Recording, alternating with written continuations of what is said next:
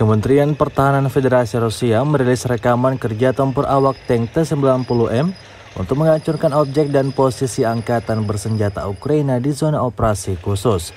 Rekamannya diunggah di akun Telegram @emoderasiya pada Senin 23 Januari 2023.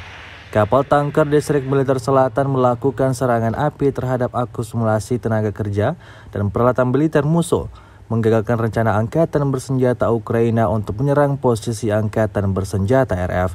Awak tank T-90M modern ke garis tembakan pembuka, menekan titik tembak, dan mengubah posisi menggunakan medan dan perlindungan alami.